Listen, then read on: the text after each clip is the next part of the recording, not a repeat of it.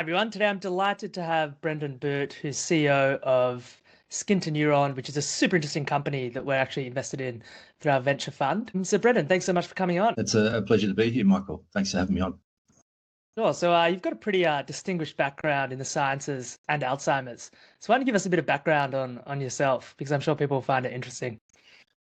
Yeah, sure thing. So I'm a neurologist by training. I trained here and in France for a little while. When I got to my end of my training, I actually got some great traction and scholarships and went over to Mayo Clinic and did a couple of years of a fellowship, just focusing on degenerative brain diseases. And from there, I was lucky enough to get an academic position at Harvard. So I spent 11 and a half years at Harvard, and about halfway through that, made the transition to industry.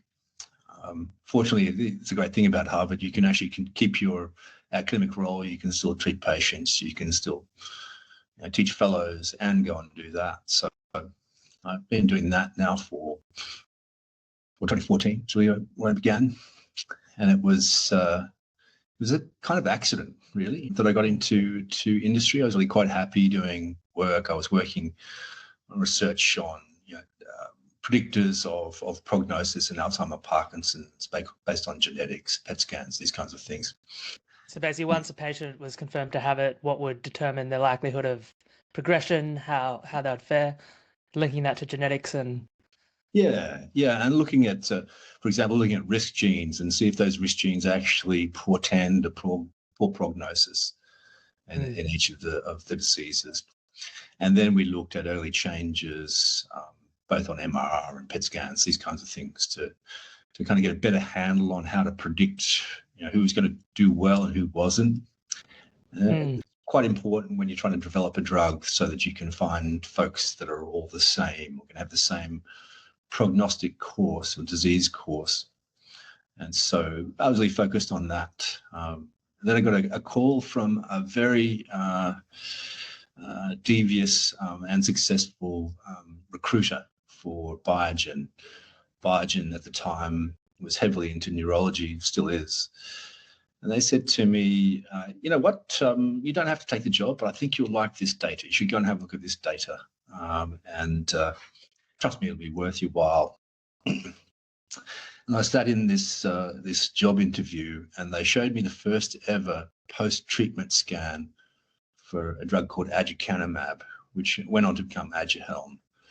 And it was perhaps the most effective at the time monoclonal antibody that was directed against a protein that collects in the brains of people with Alzheimer's disease called beta amyloid.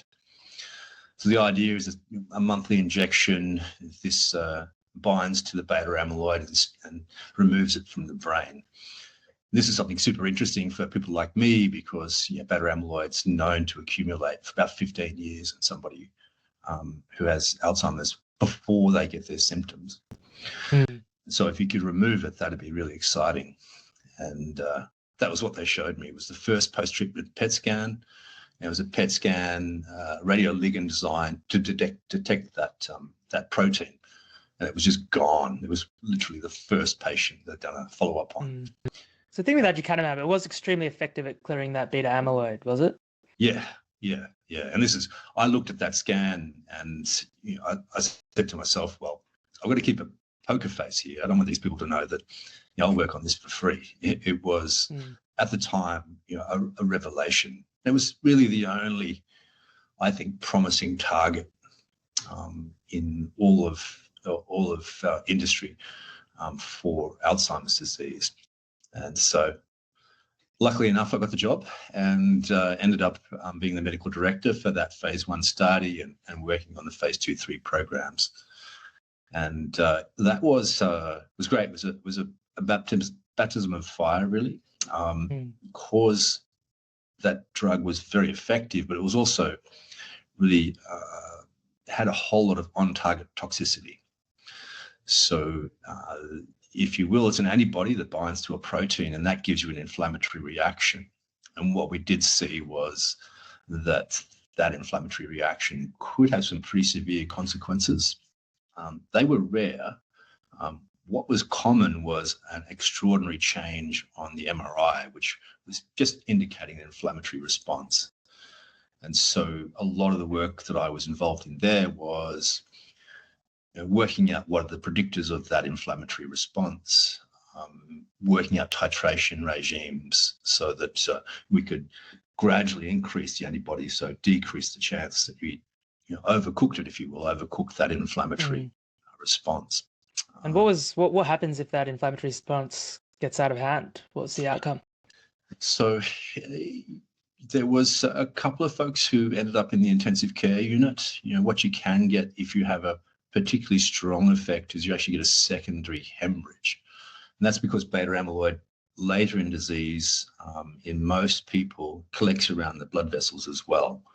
So if you're taking a lot of that out, and you have an inflammatory response there, you can actually have a rupture of a blood vessel. And with that, it's quite epileptogenic. So we had quite a few folks with seizures.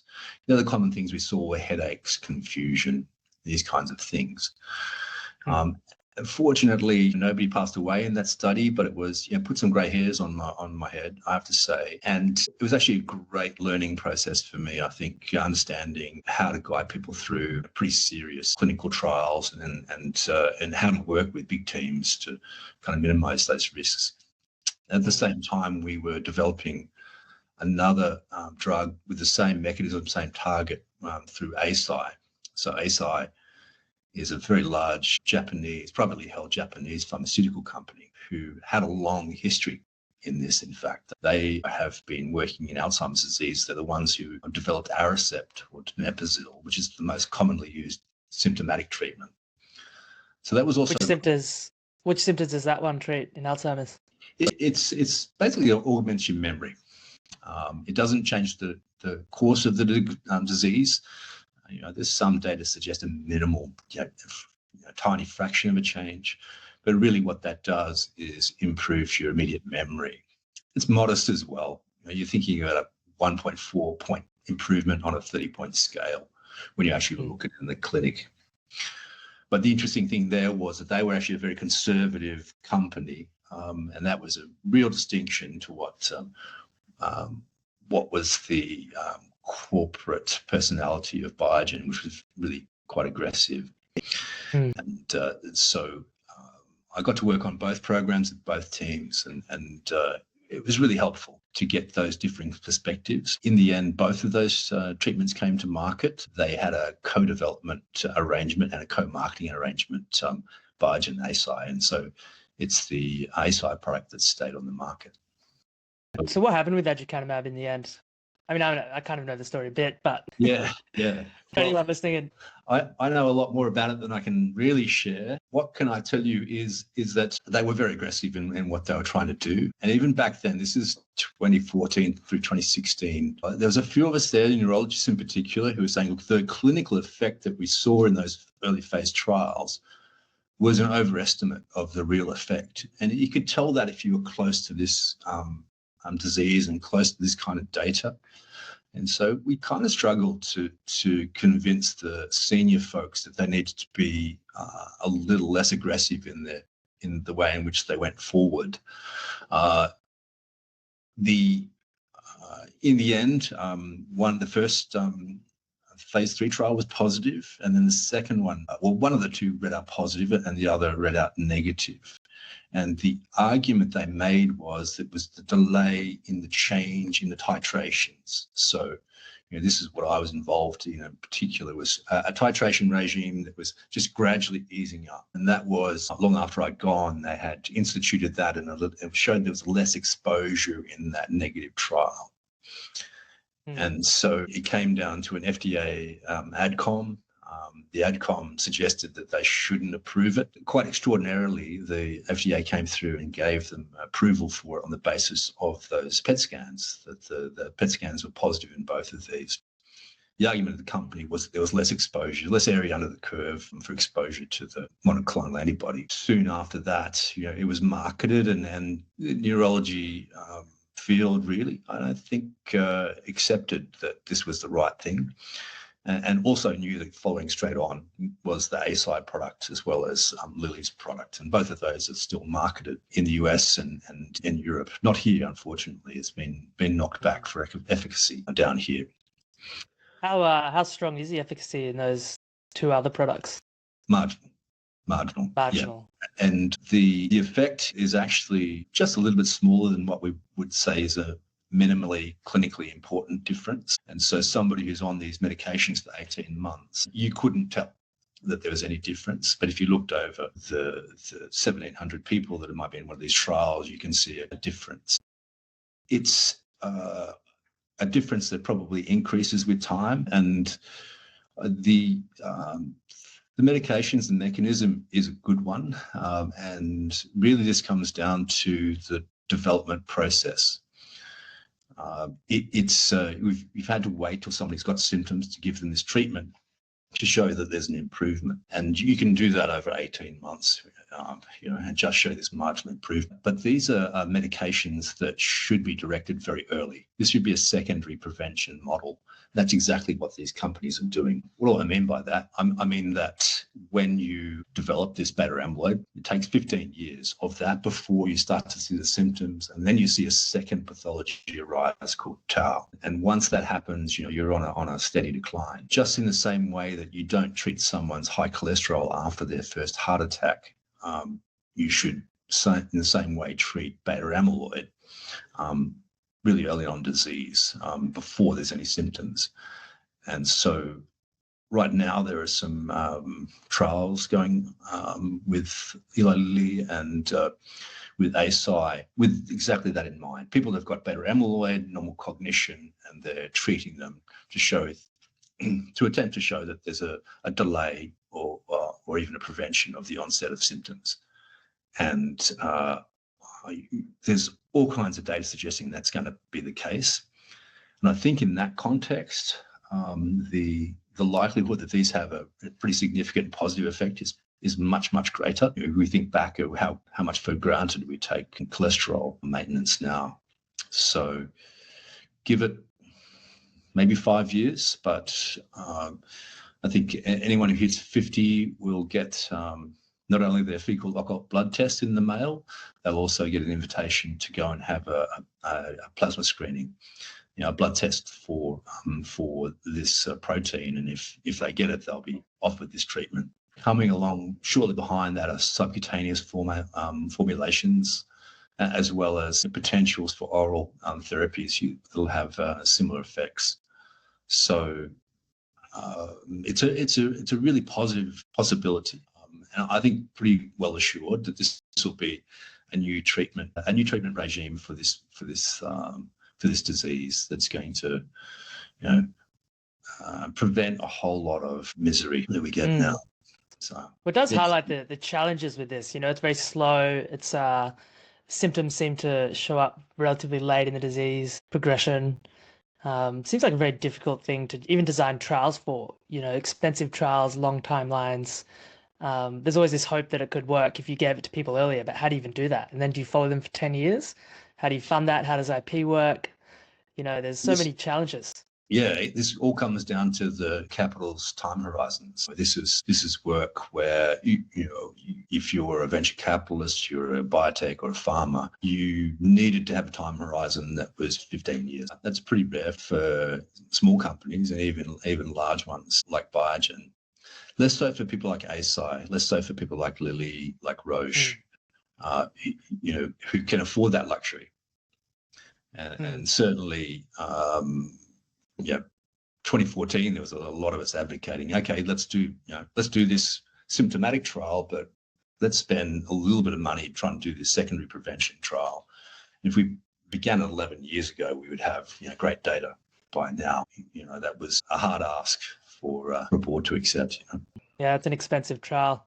So it'd be helpful. There's a lot of controversy around the beta amyloid hypothesis, and there's a lot more data that's come out in the last few years, and the field's progressed. What's the current best understanding of how this disease develops? What causes it? Can you share some insights on that?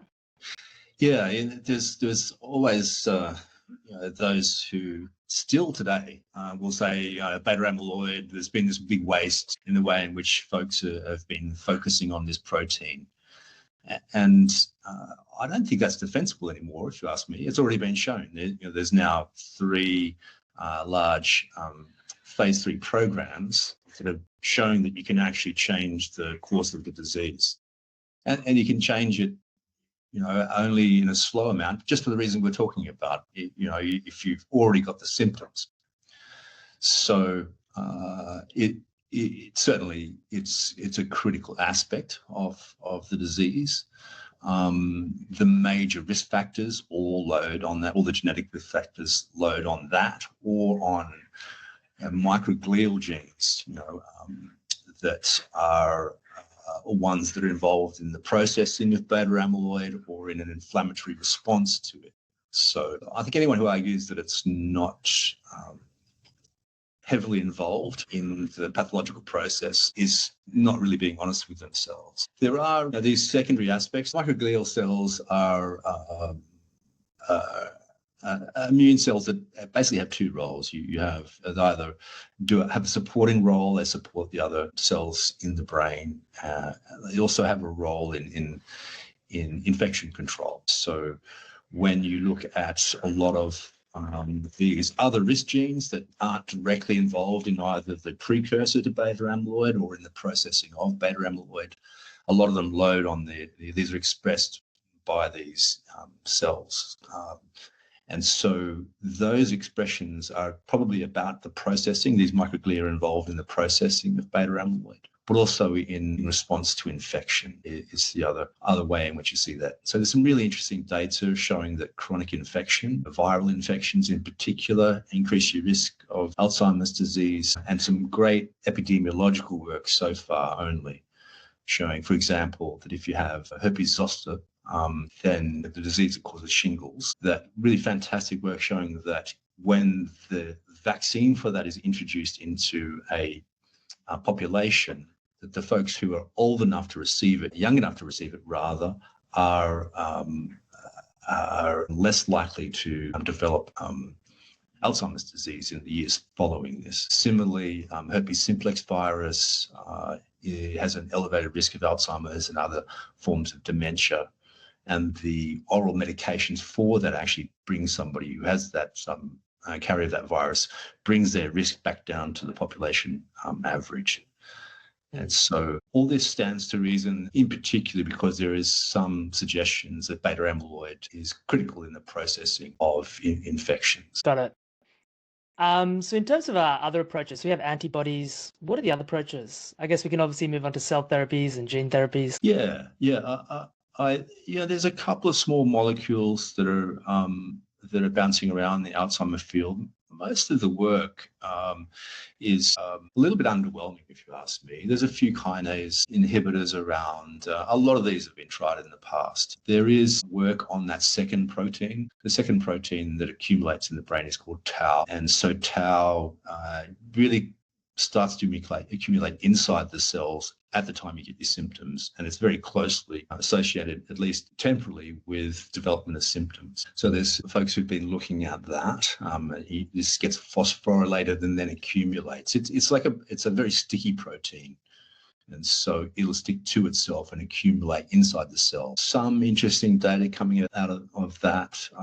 I'm less excited by that because tau is a protein that forms on something called a microtubule, which is the scaffolding, if you will, for a neuron. Neurons can be incredibly long and incredibly thin, so they need a very strong scaffolding process. For example, a neuron can be as long as a piece of wool stretched between New York and Boston.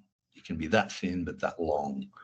And so you need these kinds of tau proteins to make a strong structure to hold them together. Is a neuron just wrapped around in your brain somewhere, like connecting to other neurons? Yeah. There's the number of potential connections in the brain is 10 with 17 noughts behind it. So it's a huge number of potential connections, and of course you need a lot of distance to make those kind of connections. It's almost 10 to the 17 parameters, as I'd say in AI, Exactly. Yeah. And this whole concept of tau being pathological, there's an idea that if it breaks up, that because it sticks to itself, it can make another tau protein stick to itself. But given it has a structural role, it may be that that's a consequence of the cell's destruction due to other processes, perhaps unleashed by beta amyloid. But we'll see. There's pretty mixed results in those tau monoclonals so far. When it comes to cell and gene therapy, there's a couple of cell therapy, a couple of gene therapy programs out there. And usually what they're trying to do is modify these risk genes. So the major risk gene is called ApoE, and it is a gene that affects the conformation of something called amyloid precursor protein, which is the precursor to beta amyloid. So if you carry of the fourth allele, ApoE4, for that, you've got a much increased risk of getting Alzheimer's disease. Whereas if you have ApoE2, you have a decreased risk. And so a lot of these programs are looking to try and change people's conformation either by editing or by canonical gene therapy, increase the relative amount of ApoE2 above 4. These are all clues as to how the disease actually works as well. Yeah. So what are those genes involved in? Say again? What are those genes actually involved in? Like, what's their role? So this, the major one is beta amyloid, and so the amyloid precursor protein actually sits across the membrane of a neuron, and looks like it's involved in signaling. And some of that signaling is involved in responses to inflammation. So that's the major risk gene. There are a couple of others that are rare, actually can be causative. And so those, again, usually have a role in the way in which amyloid precursor protein is modified into beta amyloid. There's some of them that are related to tau protein as well. How would a gene therapy actually work in this case? Like, how could you edit all the cells in someone's brain? Yeah, well, this is, I actually, after Biogen, went and worked for Voyager Therapeutics, which was a gene therapy company out of Third Rock. And, at the time we were working mostly focused on Parkinson's disease, but we also had a program in tau where we were actually doing a couple of things. This was an unusual approach to it. One was to make a vectorized monoclonal antibody. So what we did there, it's hard to get these monoclonal antibodies into the brain at any high concentration. So we actually made a capsid that made the monoclonal antibody. So injected into the person. If it gets in the brain, then it infects those cells. It gets into those cells. That capsid's delivered. It makes a small ring of DNA inside each of the neurons, and that just pumps out a protein. In this case, that protein was an antibody to tau. In most of the approaches, you're trying to do that, or you're putting in a protein that might modify another protein, for example. So if you can modify the APP program, a protein, you might affect that cascade from APP into beta amyloid and into pathology. Yeah, APP being amyloid precursor protein. Yeah, exactly. The challenges there, of course, are the same as we were talking about. When you're going to do that, you actually then have to wait a long time to see a clinical effect. And, those kinds of clinical effects are they're going to be long development programs, given that, I was telling you that we had a massive effect with the Biogen monoclonal antibody, just stripping the brain of that stuff. Whereas what we're talking about with these gene therapies is an early manipulation. So it'll take time, but there's some interesting work coming out of it. Yeah, got it. Why don't we move on to skin to neuron, which was the actual original theme of this podcast. So how did you get involved in the company? And you have to give us some background on what you do. Yeah, well, it's been a journey, right? So I went from working on aducanumab at Biogen. there I realized that, cell and gene was going to be the next important pair of modalities. And so with that, went to Voyager, did a couple of phase 1 studies there in Parkinson's disease. And after that, thought, I went and did some consulting with a group called SSI, which is like a plug and play biotech team, a consultancy firm in the US, and ended up having a independent client who was Blue Rock Therapeutics. And Blue Rock was a cell therapy company.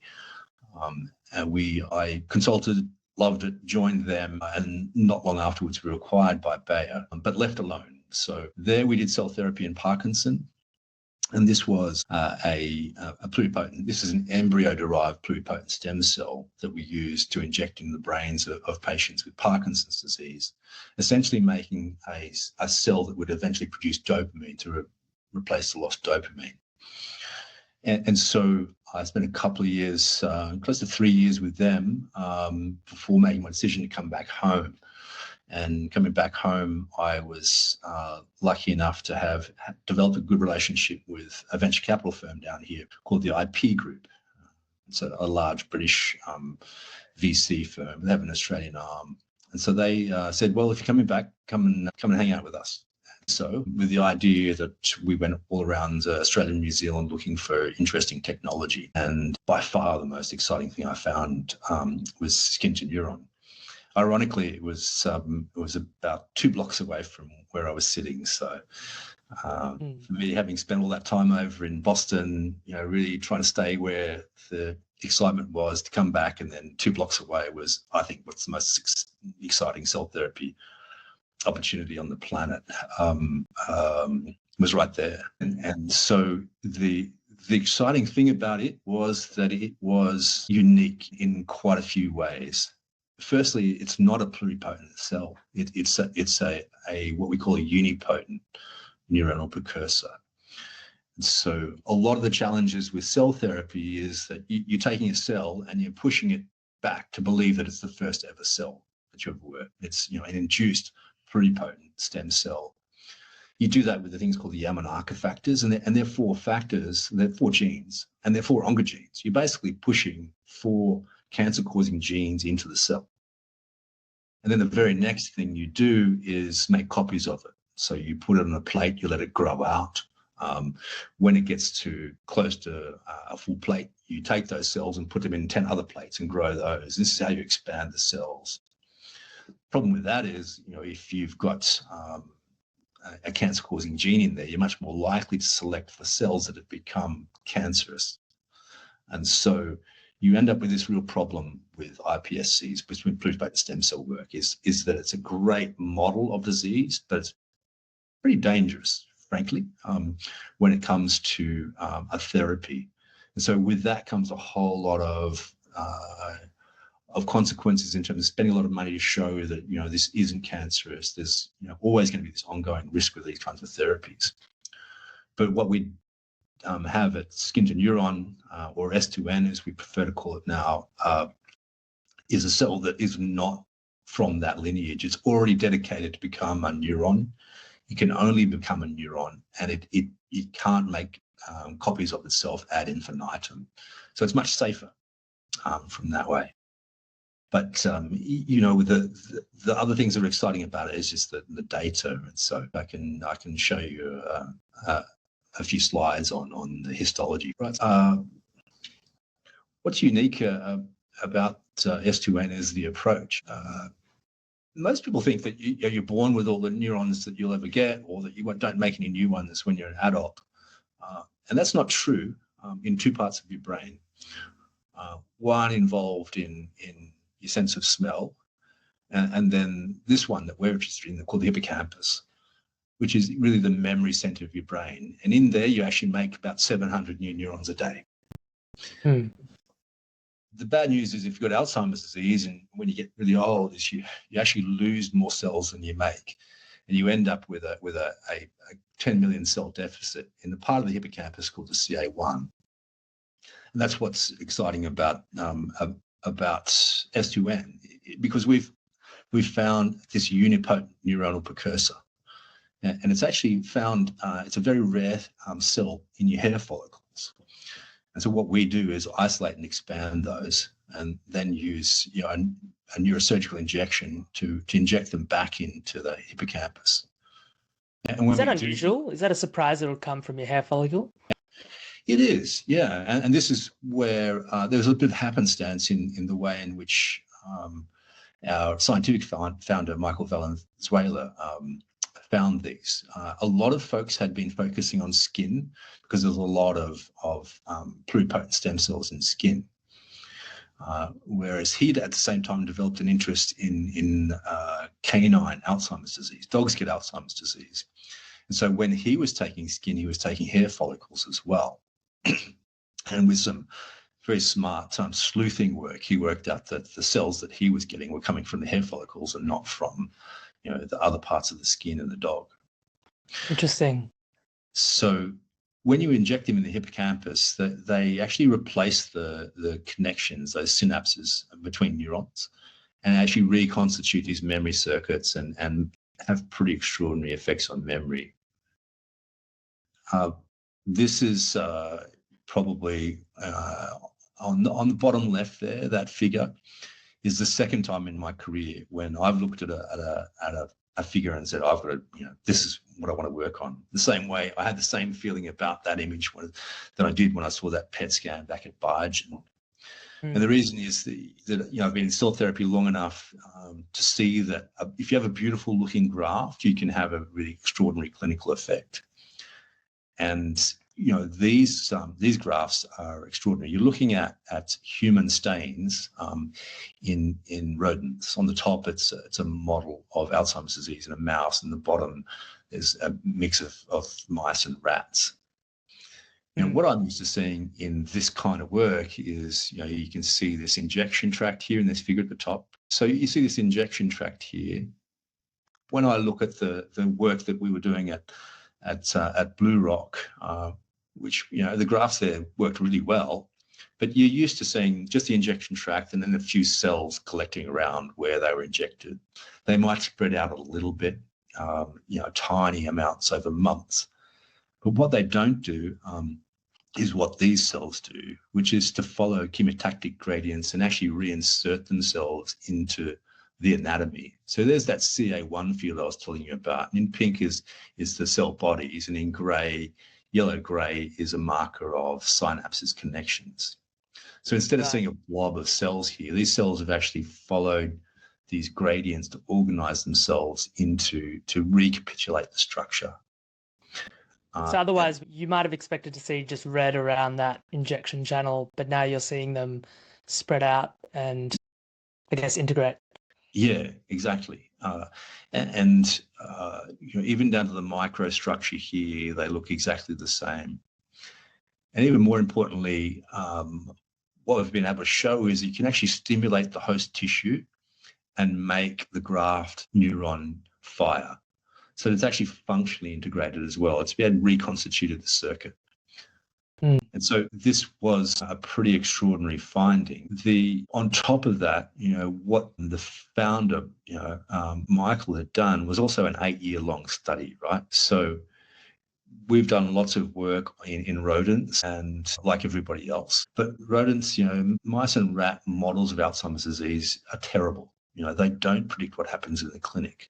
And this is why there's been so many failures of candidates, because you do this work in the rats and then it just doesn't, the same thing isn't happening in humans. And it makes sense because the rats don't spontaneously develop the pathology or the symptoms of Alzheimer's disease. And I guess if there's one thing that makes humans distinct, it's that brain, right? So yeah, it's going to be hard to... This is what's the other thing that made me fall in love with this company was the founder had spent 8 years doing preclinical work in the only valid large animal model of Alzheimer's disease, and that's the dog. Dogs get Alzheimer's disease. Dogs accumulate. Why do you think that is? Do you think it's because they live longer with us, because they share the same environment? Why do you think dogs are such a good model, or develop it independently themselves, unlike other mammals? It's a really good question. I don't know if I have a good answer for you on how or why. What I do know is that they have the same risk genes that humans do. Let me see if I've got a slide on that. No, not in this deck, but they have the same risk genes. So that ApoE4, that major risk gene for Alzheimer's disease, dogs all have that. It's conserved between dogs and humans. So only a small fraction of humans have ApoE4 and 2 copies of it, but all dogs do. And probably that combined with the fact that they can live to quite long ages now probably makes them at greater risk. So what Michael did was actually, these are photos, it was exactly what we're going to do in the clinic with humans in 2027. He took elderly dogs that had memory syndrome. So that's actually photos of the patients and their ages there. These are people's pets in Sydney. And how does it, are they confused? Obviously you can't ask them if they remember what they ate for breakfast yesterday. So how does it present in dogs? So they have a combination of different kinds of behaviors.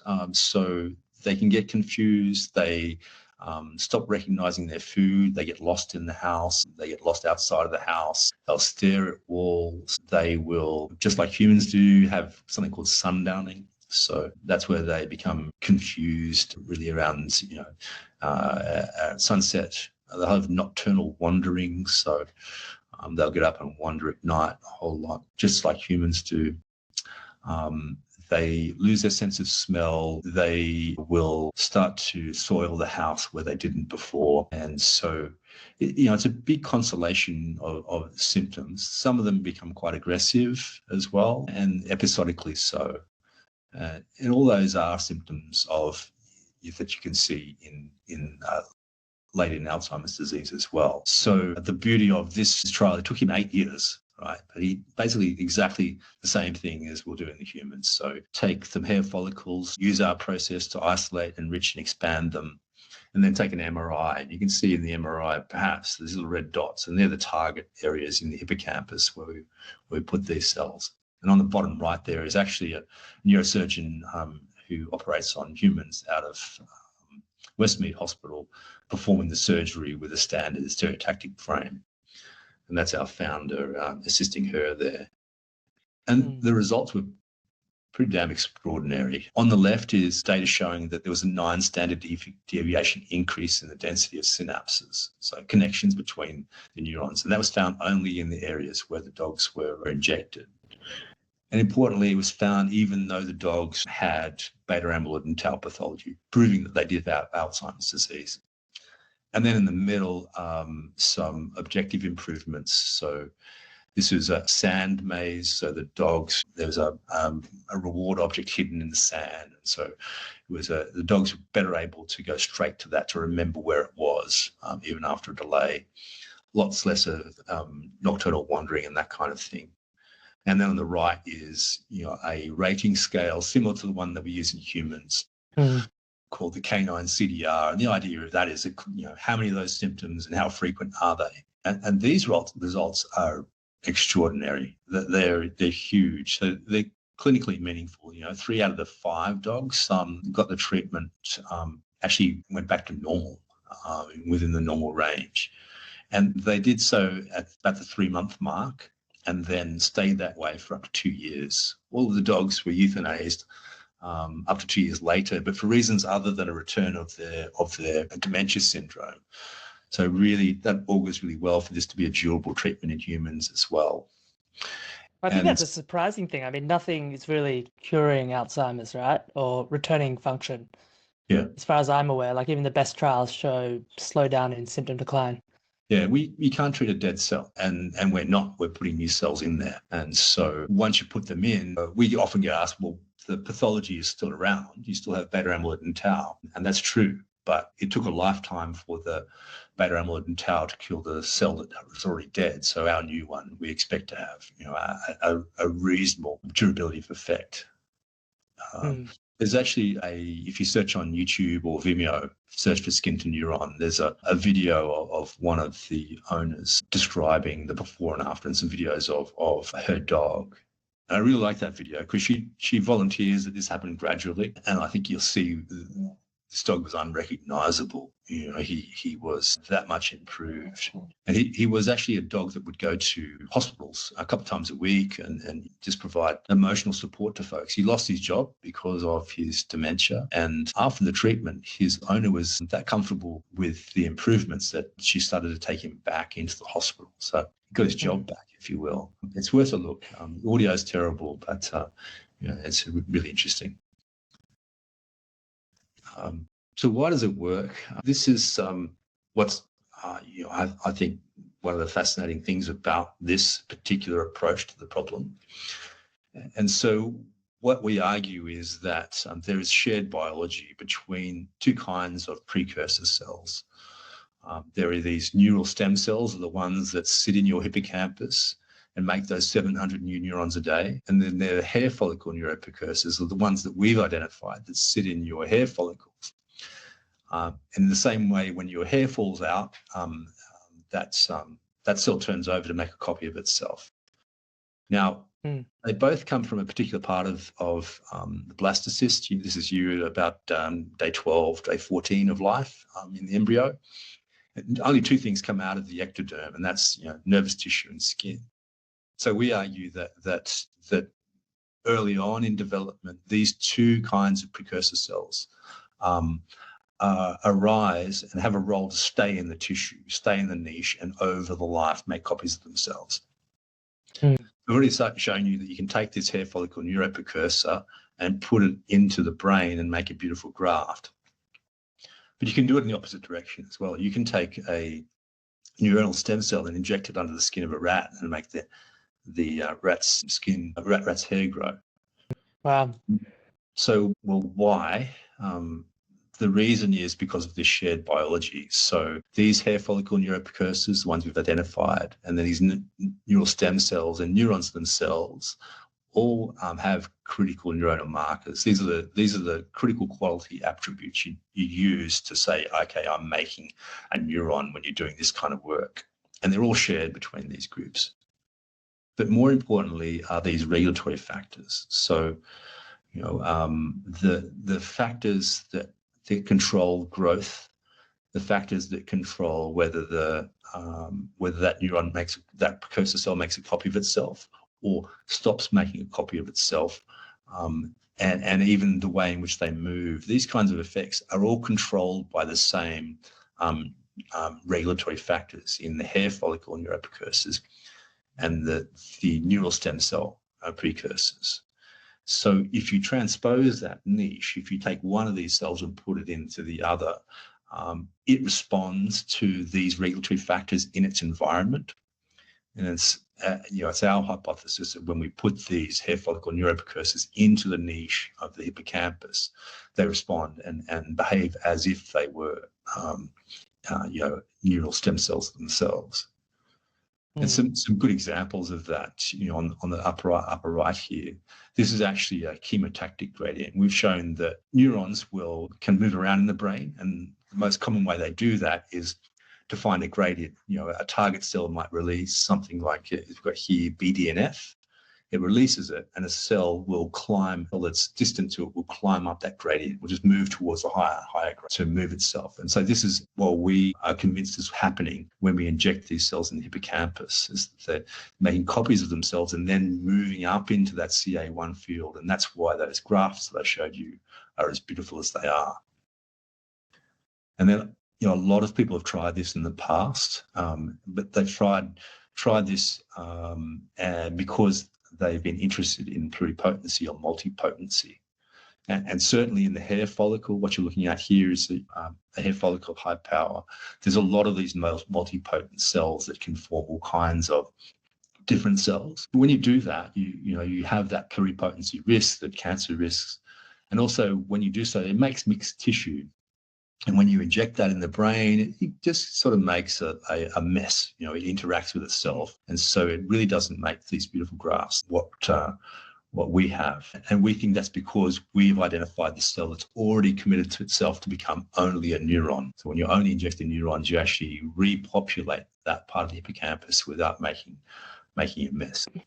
So, we're a couple of years away from the clinic.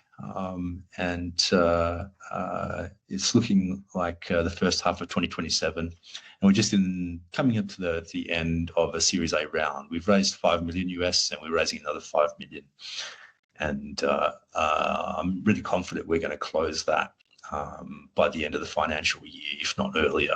Still open to new investors. We've also had great success in non-dilutive funding from various government agencies and associated groups. Actually now, if we get a repeat of one of our greats, we'll have a total of $8 million Australian dollars in non-dilutive funding as well.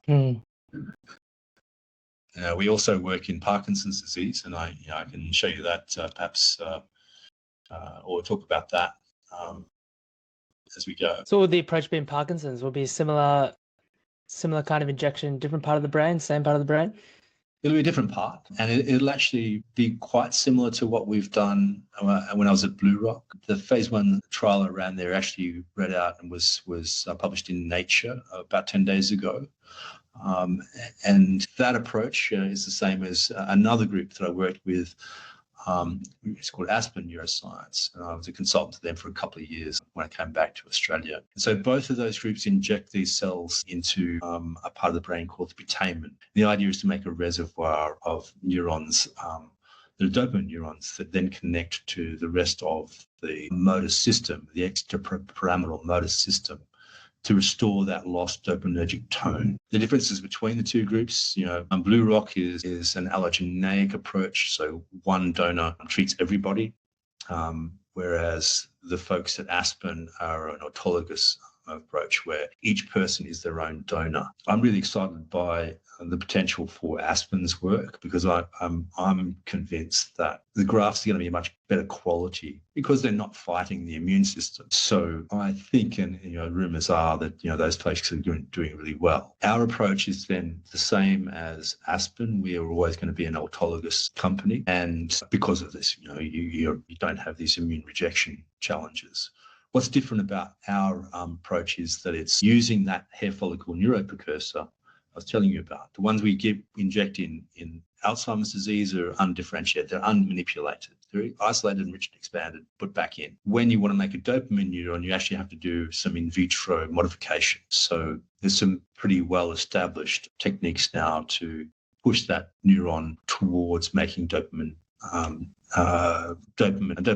producing neurons. And so we have just recently sent some of those kinds of cells. We took our HFNs, our precursors, made dopamine neurons, and just sent them over to Mass General, to a group of researchers over there who are world-renowned. They're the group that injected the first ever autologous cell therapy in Parkinson's disease back in 2022. So they recognize the quality of our starting material. And a lot of this is about the fact that it doesn't have those risks for oncogenesis, for cancer that I spoke about. And that means that you can actually make a quite aggressive way in which you make those dopamine neurons, which can mean that they're going to be likely to be a much more powerful graft. There's always this rock and a hard place when you're starting with something that's, say, a pluripotent stem cell. If you are aggressive and short in the way in which you make those neurons, that brings with it increased risk of cancer.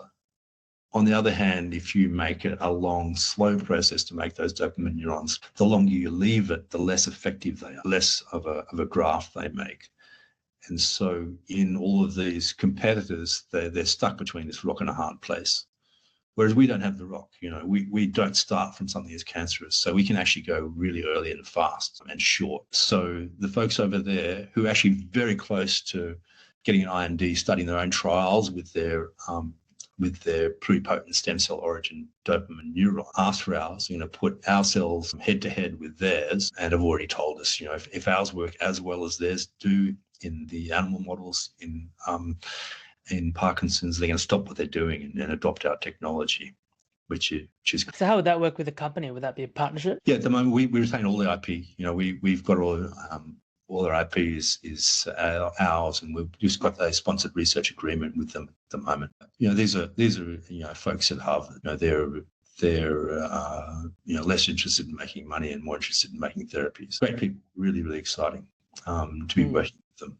And funnily enough, the dopamine neurons they have were derived from the back of my head. I put my hair follicles in back in October, November, and they're the ones that we're sending over to them. Yeah, so that's basically the process for this, right? So you take the patient's own hair cells, convert them back into this state, and then inject those. Yeah, and it's a very simple process that we have. This is the other challenge in cell therapy is because there's so much manipulation, usually you need to do that manually or in an open clean room. And clean rooms cost tens of millions of dollars. And so making this an affordable treatment, a commercially viable one, is pretty hard. But that's another great thing about S2N is because our process doesn't involve any genetic manipulation, because we don't go through that prepotent stage, cost of goods are a tiny fraction of our competitors. Our needle-to-needle time is a tiny fraction of our competitors. And a risk profile, is much, much better than the competitors. And on top of that, because these are committed neuronal precursors that have been sitting around with that aim in mind, if you will, in the tissue, they make for a great starting material. So that also means we've got a much better chance of making a profound effect in Alzheimer. And, we've got aspirations to work on epilepsy as well. We've got some initial programmatic work there. And this is another really exciting field for cell therapy and neurology. There's a company called Neurona who read out recently in epilepsy. This is a company that does take cells that are pretty potent, so it has all those problems and is allogeneic. But they have been injecting GABA into neurons, so suppressive neurons into the temporal lobes of patients with pretty severe epilepsy, and have exciting results. And these folks, on the basis of a couple of patients, raised $147 million in a Series C, I think it was. This is, these were two patients who had 30 and 40 seizures a month, and pretty much got them down to zero over the space of 4 to 6 months. And the rest of that phase one's also looking super promising. Most of those folks are only a couple of months, 2 to 4 months after treatment. But this looks like a really exciting opportunity as well.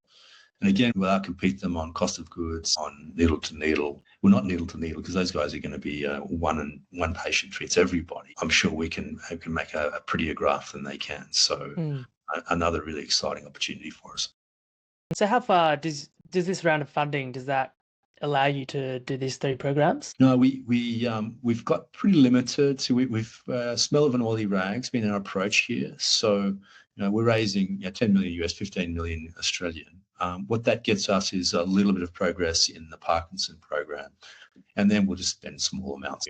There's not a lot of money that we need to spend to work on the epilepsy programs, but the aim here is to close the Series A, potentially oversubscribe it, and get to work on Alzheimer's disease. We're really there. We're soon to tech transfer into a GMP compliant manufacturing facility and make sure we deliver on that. Once that's down, bedded down, then my next focus is on bringing these other programs forward.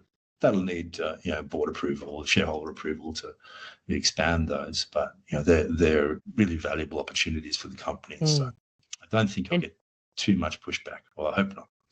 Yeah. So between 2027 will be first in patient. What do you need to do between now and then? Yeah, we need to do a couple of things. One, fund the company.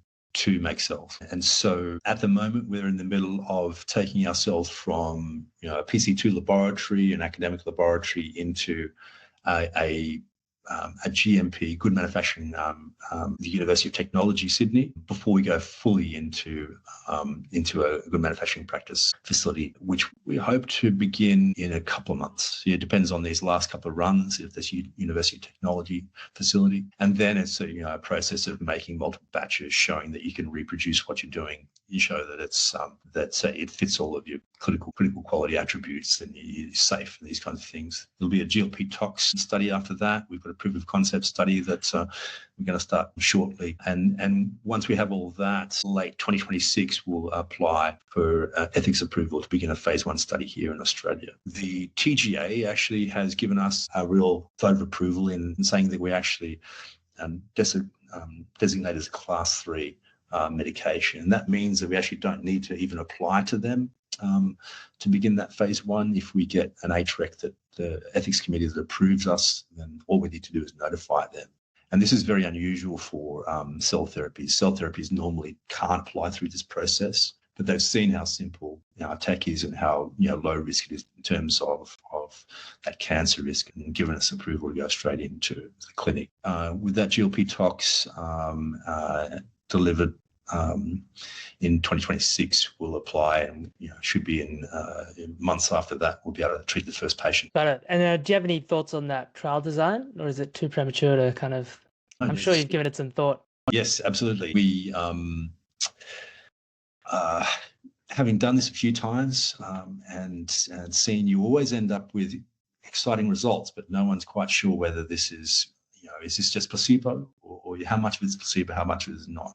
What we've designed and actually got funding from the Curator program for is to bring to Australia a biomarker that's going to be critical. So it's a PET radioligand that binds to synapses. So if you recall that in the dogs, we saw a 9 standard deviation increase in the density of synapses. If we can show something like that on a PET scan before and after we treat patients, then I think that'll give people a lot of confidence that what we're showing is real. What we will do in 2026 is enroll 30 folks with Alzheimer's disease and about 10 folks who don't have it. And we're going to show that this ligand, it's called SV2A, is decreased in the folks with Alzheimer's disease. And then 6 months later, show that it's all still low or even declining. And then we'll treat a fraction of those patients. 12 to 18 of those 30 patients we'll treat with our cell therapy, and 6 months later, repeat that scan. So if we can show that it's decreasing over time and then increases, and at the same time show memory improvements, then I think we have a pretty good basis for a Series B and really going hard into the clinic. So the other thing we haven't spoken about is the expected size of this clinical effect, right? And it's if we replicate what we saw in the dogs, we're looking at a pretty extraordinary improvement. No one has ever shown a durable improvement in memory after a therapy. So in those dogs, they had pretty profound reductions. If we show half of that, it'll be the equivalent of taking somebody who's in a nursing home and getting them back home again. This is going to be a profound effect if it is an effect. The effect that we see, we predict we'll see at 12 months is 650% larger than that effect that we've been talking about with those monoclonal antibodies. Those monoclonal antibodies in Alzheimer's disease actually don't improve memory. What they do is just slow the decline. And what we're talking about is saying someone who can remember 5 out of 10 things going back to remembering 8 or 9. So we're talking about a restoration of lost cognitive function. Well, there are a few things I found interesting about this company. Obviously, the management and the timeline was actually surprisingly short. If this worked very fast with dogs, and 2027 is 2025 now, so it's not exactly around the corner. But at the same time, if there's an effect, you should see it, right? It's not a 10-year study. No, we expect that in 6 months post treatment. So if we're beginning to treat patients in the first half of 2027, 6 months later, we'll have those sentinel subjects having their first follow-up PET and cognitive testing. And I expect that if we do find those improvements, we'll have a similar experience to Neurona, who had those pretty extraordinary reductions in seizure frequency in epilepsy. That this will be something that will be truly front page. Yeah, this would be a breakthrough. It's not timelines, and this one's pretty quick. So I'm happy with that, for sure. Yeah, it's very exciting. Is there anything else we haven't covered that's worth drawing our attention to? We talked about the dogs, why they're a good model, develops naturally. Yeah. No, I think we've covered it. I've been lucky enough in my career to have chosen therapies that there's quite a few of them. They're still in a couple in clinic. Others that are really progressing. People like Blue Rock, and I'm sure Aspen will go from this phase 1. Blue Rock's going straight to a phase 3. And I guess the theme that I adopted was find something that has a big effect. Don't work on something that's safe. That's a small molecule that changes a kinase or or make some marginal change, do something that has a profound effect. It's been a successful strategy so far, and this company has, we're putting new neurons into the memory center of the brain. I'm really excited by that. That and the combination of the fact that it's really quite simple. It's a really simple. The surgery this will be my 5th neurosurgical intervention in cell and gene therapy. And this one by far is the simplest and easiest. So those kinds of parts to this, the fact that manufacturing is simple, and that the articles of faith you need to accept that this could be a real effect, they're a lot simpler and shorter than the ones that I've worked on in cell therapy in the past. And then the last one is the histology. Nobody has histology like that. It's one of our hardest problems when we talk to VCs is getting them to believe that it's real. And it is real. All that work's been done by an independent laboratory out at Macquarie University. Lars Ittner, fantastic neuroscientist. Yeah, I think the future's really exciting for the company. It's experimental. It's biotech. It's neurology. It's degenerative brain disease. So you have to be cautiously optimistic, but I'm only sometimes succeeding at that so far. Yeah, definitely. Well, I guess if we worked in dogs and mammals, it's not like a small molecule, where it's not likely to translate and the mechanism's different. It's been massively de-risked with that. So some large mammal that spontaneously develops the disease with profound results. Yeah, and it's functionally actually sees improvement, which again is just super exciting. Yeah. Well, we're only just starting. We're a small team, but rapidly expanding with this Series A close. We're going to really hit it hard. So it's exciting work. Looking forward to seeing the progress. Thanks so much, Brendon. Appreciate you coming on. It's been enjoyable. Thanks, Mark. Yeah. Well, Apple